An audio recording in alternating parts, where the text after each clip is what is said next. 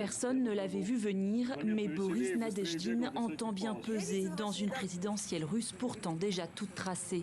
Cet élu local est le seul opposant à tenter de se présenter face à Vladimir Poutine. Il qualifie d'erreur fatale l'offensive en Ukraine et appelle au retour des soldats mobilisés. Je me présente aux élections pour faire de la Russie un pays pacifique et libre, un pays où les gens ne sont pas emprisonnés pour leurs convictions. Mon premier décret sera de libérer les prisonniers politiques. Un pays qui n'essaie pas d'étendre son territoire avec l'aide de l'armée. L'armée dans ce pays devrait protéger la patrie et non pas essayer de faire quelque chose à l'extérieur du pays.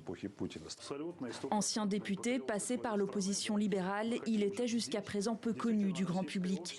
Son discours pacifiste lui vaut d'être soutenu par de nombreux opposants russes, emprisonnés ou en exil, même si l'intéressé se fait peu d'illusions sur ses chances de l'emporter.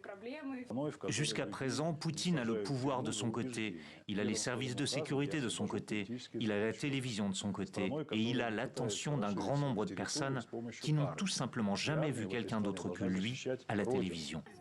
Dans un pays où la moindre voix dissidente est réprimée, sa candidature suscite un engouement inattendu. Boris Nadezhdin assure avoir déjà recueilli bien au-delà des 100 000 signatures nécessaires pour prendre part au scrutin. Des milliers de Russes continuent d'affluer vers les centres de collecte, comme ici, à Moscou.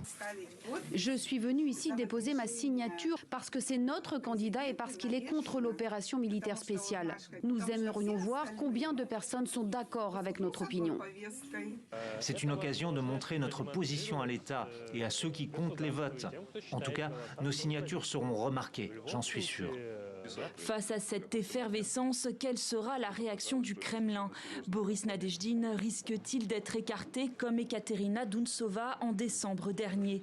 La commission électorale russe avait alors rejeté la candidature de la journaliste indépendante ouvertement hostile à la guerre en Ukraine, au motif d'irrégularités administratives. L'opposante a appelé ses partisans à soutenir Boris Nadezhdin.